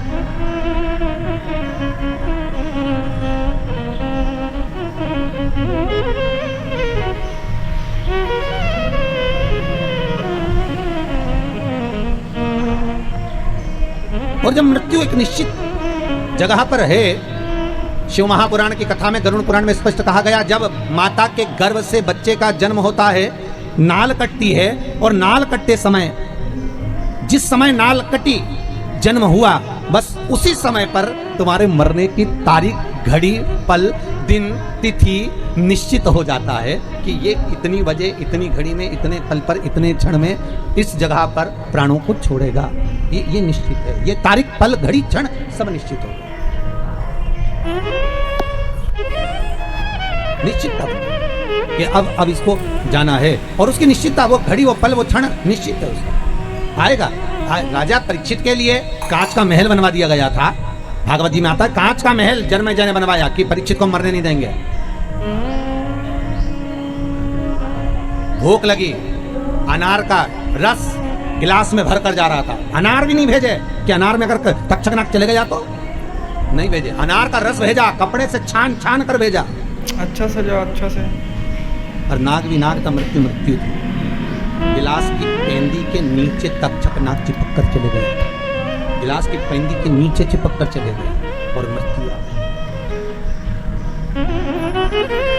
भगवान शिव से नाम स्मरण चित्त में भक्ति का बलता जो रहे, वो एकाग्र चित्तता की, एकाग्र शिव कथा कर तारकाक्ष, विजमाली, कमलाक्ष की, ये तीनों की तीनों भगवान ब्रह्मा से वर मांग रहे हैं, नीचे मरू ना, ऊपर मरू ना, अंदर मरू ना, बाहर मरू ना, अस्त्र से ना शस्त्र से, न दिन में ना तथास्तु। ये तीनों का एक भाव था कि हमारी मृत्यु ना हो, पर भगवान ब्रह्मा कहते हैं कि तुम मरोगे ये तो पक्का। ये जो हिरण्यकशिपु ने मांगा था वो एक अलग बात थी, पर जो तुम मांग रहे हो उसमें मृत्यु निश्चित है।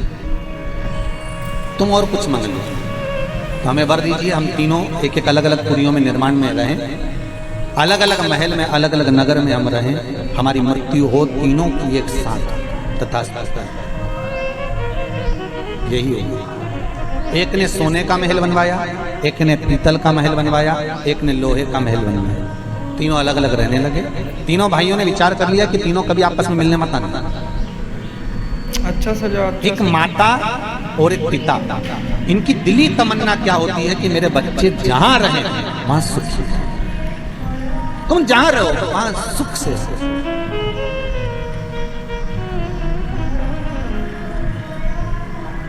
तुम्हारी मर्जी पड़े जहां रहो, पर स्वस्थ और सुखी रहो। कोई माता पिता ये नहीं कहेंगे कि सारा घर का पूरा व्यक्ति घर के अंदर ही रहे। नहीं नहीं नहीं, आपको जहां रहो वहां अच्छे से सुखी।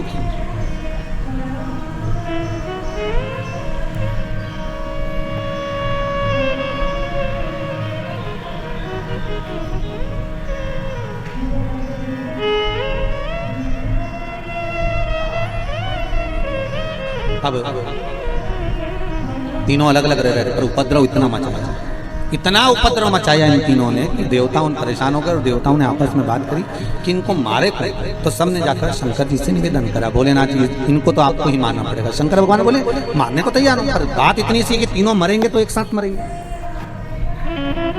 और इन तीनों को एक साथ लाना के लिए 33 कोटि देवता सारे पशु बन जाए और मैं तुम्हारा पति बन जाऊं। मैं तुम्हारा पति बनकर बड़े नंदी का रूप धारण कर कर तुम्हारे पीछे पीछे भागता हुआ आऊंगा। तुम इन तीनों को अपने अपने महल से निकाल कर एक जगह पर लेकर आना। तीनों का मैं संहार कर दूंगा। तीनों को इकट्ठा कर कर एक जगह पर लेकर आए। भगवान बड़े नंदी का रूप धारण कर कर उनको मारने के लिए आतुर हुए। जैसे ही आतुर हुए, तारकाक्ष बिनु मामली को तो मार दिया, कमलाक्षकी ने फरसा उठाकर भगवान शंकर का गला काट दिया। अच्छा सजा, अच्छा से। शिवजी नंदी के रूप में आए थे। शंकर का जैसे गला कटा, वो कटा हुआ गला नेपाल में जाकर गिरा। शिवजी का धड़ केदारनाथ जी के रूप में विराजमान हुआ। पर शिवजी ने देखा यदि ये आज नहीं मरे तो फिर नहीं मरेंगे, तो शंकर भगवान ने सोचा इनको मारना जरूरी है। शिवजी अपने असली स्वरूप में आ गए। त्रिशूल उठाकर तारकाक्ष विदुमाली को मारा। जैसे ही मारा, कमलाक्षकी मारने के लिए पीछे से दौड़ा। भगवान ने पीछे का कोना, तो त्रिशूल की नोक पीछे का भाग कमलाक्षकी को दिया। तब जाकर ये तारकासुर के 3 पुत्र मरे। देवता आनंदित हुए। तब देवताओं को लगा कि अब सुख का भान होगा, अब आनंद की अनुभूति होगी, अब आनंद की अनुभूति होगी। अच्छा, देवताओं के साथ और आपके साथ और हमारे साथ एक जैसा ही होता है। अपन थोड़े दिन अच्छे से जीते हैं, इसके बाद लगता है अब सारा दुख, सारी तकलीफ, सारा कष्ट चले गया। जैसे पिछली बार कोरोना आया था, चले भी गया था, किसी को नहीं मालूम था कि ये जन्मदिन मनाने वापस आ जाएगा।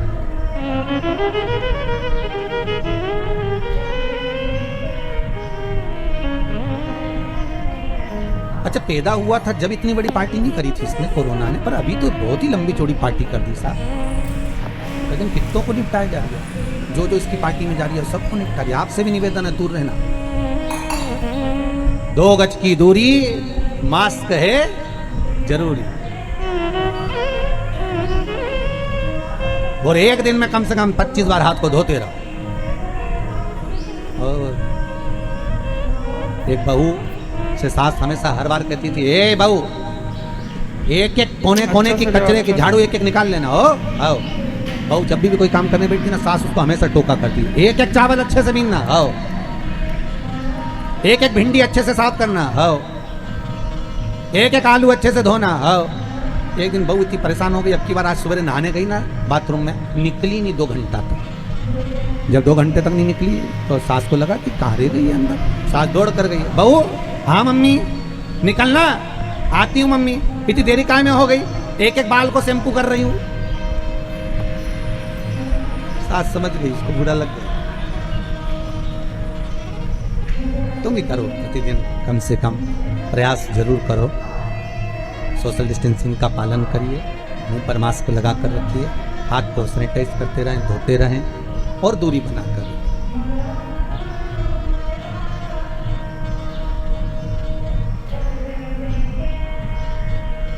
बहुत जरूरी आज होता है। अपन सोचते हैं कि अब अच्छा दिन आने वाला है, समय अच्छा आएगा, अच्छा हो जाएगा। यही सोचते सोचते सोचते सोचते होता है। एक जैसे संत है, एक नदी के किनारे पर बैठ गया, तट पर। किसी ने पूछा, बाबा जी क्यों बैठे हो? बाबा जी बोले, नदी का पानी खत्म होए तो मैं पार हो जाऊँ। दूसरे ने कहा, बाबा जी ये नदी का पानी कभी खत्म नहीं होगा, तुम्हें पार होना है तो नाव में बैठो और चले जाओ। संत कहने लगे, इसलिए तो समझाने के लिए बैठा हूं कि दुनिया के लोग सोचते हैं बस अच्छा सजा, अच्छा ये समय निकल जाए, इसके बाद फिर अच्छा समय आएगा, ये समय निकल जाए इसके बाद अच्छा समय आएगा। मालूम पड़े पानी बहता रह गया, तुम बैठे की बैठे रह गए। इसलिए निवेदन है, भगवत भजन की नाव पकड़ो, राम नाम, कृष्ण नाम, शिव नाम जपते हुए इसको पार करते रहो। ये भव सागर की नदियाँ है, बहती रहेगी। पार होने का तरीका केवल शिव महापुराण, राम कथा, कृष्ण कथा ही है, जिसके माध्यम से हम पार हो सकते हैं, हम पार निकल सकते हैं। बस साधन वही है, कोई दूसरा नहीं। मर गए तारकाक्ष, कमलाक्ष की विदुन्माली तीनों। आया समय, शंखचूर्ण नाम के राक्षस का भगवान ने संहार करा। अपने पांव से प्रहार कर तीनों को, उसकी हड्डियों को समुद्र में फेंका, जिससे शंख जाति का निर्माण हुआ। शंख जाति का निर्माण होता है, सारे देवताओं पर शंख का जल चढ़ता है, पर शंकर भगवान पर कभी शंख का जल नहीं चढ़ता। शिव महापुराण की कथा कहती है, शंखचूर्ण राक्षस का संहार भगवान शंकर ने किया था, इसलिए शंख का जल शिव जी पर नहीं चढ़ता। भारत शंख के जल का दोष भी होता है। आप लोगों से कई बार निवेदन करा, आज फिर करते हैं। महाराज, जिसकी श्रवण शक्ति कमजोर हो गई हो, जिसके नयन कमजोर पड़ गए हो, कम दिखाई देता हो, तो गणेश शंख को लेकर आइए। शंख अलग अलग होते हैं, विष्णु शंख होता है, गणेश शंख होता है, लक्ष्मी शंख होता है। महाराज अलग अलग शंखों का प्रमाण वर्णन है। महाराज दक्षिणवर्ती शंख होता है। अच्छा सजा अच्छा से।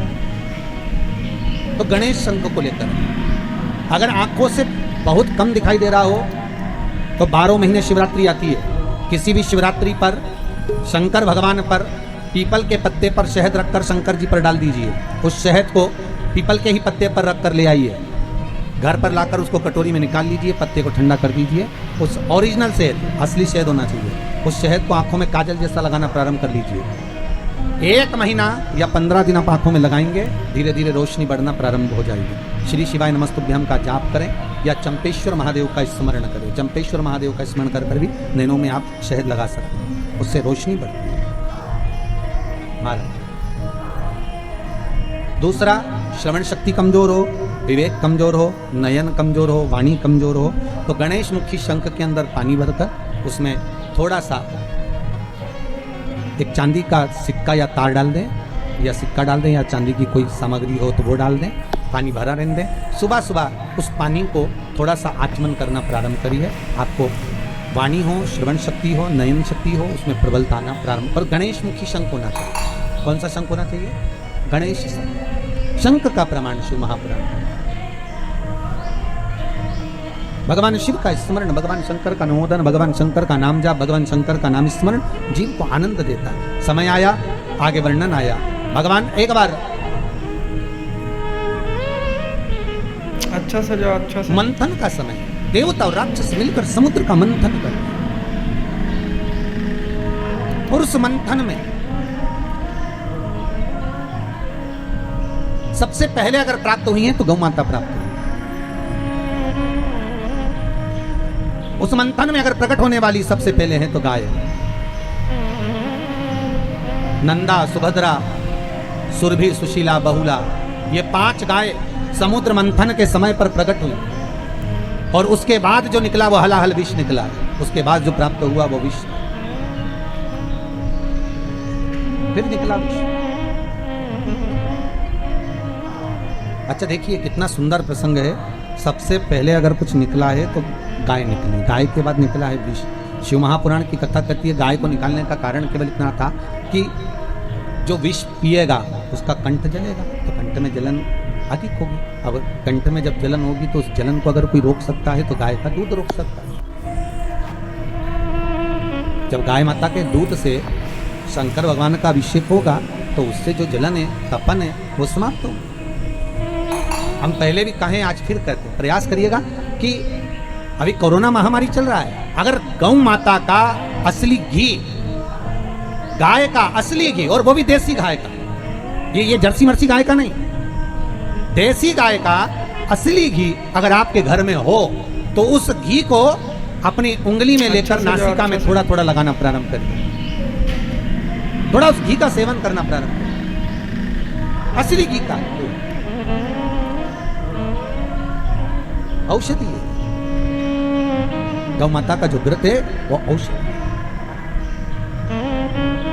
और फिर निवेदन करेंगे अगर मौका मिले आपके यहाँ अगर देसी गाय हो तो कहीं अगर देसी गाय प्राप्त है तो गौ माता का जो मूत्र है गंगा के बराबर है, उस मूत्र को लाकर, गौ औषधि को लाकर, गौमूत्र को लाकर अपने घर का लेपन पोषण भी करिए तो कोई दिक्कत नहीं है। ये वायरस अगर मेरी माता के, गौ माता के संपूर्ण शरीर में अगर 33 कोटि देवता हैं तो मेरी माँ इस वायरस को निगलने की सामर्थ्यता रखती है। इतना तो मेरी माँ गौ माता जानती है, रखती है, तो उसका लेपन अवश्य। महाराज प्रयास करिए, सर्वप्रथम निकलने वाली अगर कोई है तो वो गौ माता, और गौ माता के बाद अगर कुछ प्राप्त हुआ है, गौ माता के बाद अगर कुछ प्राप्त हुआ तो वह हला विष, और वो विष हमें जब प्राप्त हो गया और वो विष लेकर देवता कहीं नहीं गए, सबसे पहले अगर विष लेकर पहुंचे तो शंकर भगवान के पास पहुंचे। हर हर महादेव। भोलेनाथ जी ने पूछा क्या बात है, तो कहा प्रभु जी आपके लिए हम थोड़ा सा ये विष लेकर आए हैं। तो भगवान शंकर के लिए विष लेकर आए। हाँ, तो पार्वती जी बोली विष, और शिव जी आपके लिए विष, आपके लिए। हाँ, पार्वती जी ने पूछा ये विष गाय में से निकला, समुद्र में से। अच्छा, अगर ये समुद्र में से विष निकला है तो ये सारे देवताओं को मिलना चाहिए, फिर आप अकेले के लिए काय को आया? शंकर भगवान बोले अरे पार्वती तो जानती नहीं है, तुझे इतना ज्ञान नहीं है बिल्कुल भी। पार्वती जी बोली क्या ज्ञान नहीं है, विष और आपके लिए आया। हाँ, अरे तो आप विष पियोगे। हाँ, भगवान शंकर बोले विष तो मुझे पीना पड़ेगा, विष तो मुझे धारण करना पड़ेगा। शंकर भगवान से पार्वती जी ने पूछा कि इतना विष आप क्यों पी रहे हो। शंकर भगवान बोले पार्वती, जो घर की माँ होती है, घर की जो माता होती है, रूखी रोटी, बासी रोटी, ठंडी रोटी उसी के हिस्से में आती है।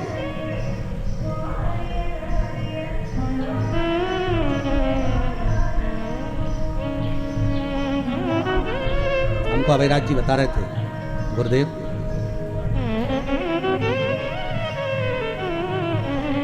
हमारे पिताजी, अभयराज जी बोल रहे थे कि जब पिताजी शांत हो गए थे तो कुछ भी नहीं, कुछ भी। गुरुदेव हमारी माँ ने पिता के जाने के बाद हमको कैसे पाला है, ये हमारी माँ ही जानती है। अभयराज जी कह रहे अगर किसी के यहाँ जाकर हम लोग खड़े हो जाते या माँ खड़ी हो जाती तो अच्छा लगता से था जाओ, कि अच्छा कहीं से। मांग ना दे, कुछ सामान ना दे, तो लोग अच्छे से व्यवहार भी नहीं करते।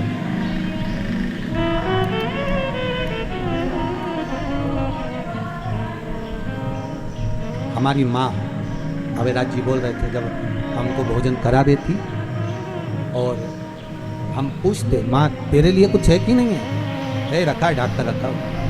जब बर्तन को हटा कर देखते थे तो उसमें भोजन नहीं रहता था, वो की घर का जो बड़ा होता है, घर का जो बुजुर्ग होता है, घर की जो माँ होती है, घर का जो पिता होता है, ये बहुत सहनशील होता है। इसीलिए इनको माता और पिता को भगवान कहा जाता है। क्या कहते हैं? भगवान।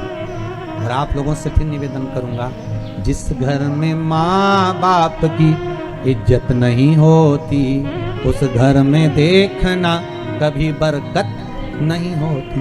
जहां पर माता पिता का आदर होगा, सम्मान होगा, सत्कार होगा, वहां लक्ष्मी भरपूर बरसेगी। और जहां माता पिता का आदर घटता चले जाता है, जहां माता पिता से आड़े टेढ़े शब्दों में बात करी जाती है, जरा सी देर में बहुएं जब सास से ससुर से तार्किक बात करने लगती हैं, ताने देकर एक दूसरे को ताने से जब बातें करी जाती है, उस घर में संपदा नहीं टिकती। अच्छा से जाओ, अच्छा से। कितना दुख झेला। बहुओं को लगता है कि हमारी सास बस हमको टोका करती है, हमारी सास हमें टोकती है। टोकने का कारण केवल इतना है कि उस सास ने अपनी जिंदगी निकाल दी एक एक रुपया जोड़ने में। उसने नहीं देखा था इतना धन, उसने पूरी जिंदगी लगा दी संवारने में, बच्चों को पालने में। उस पिता ने अपना पूरा जीवन झोंक दिया अपने बच्चों को आगे बढ़ाने में।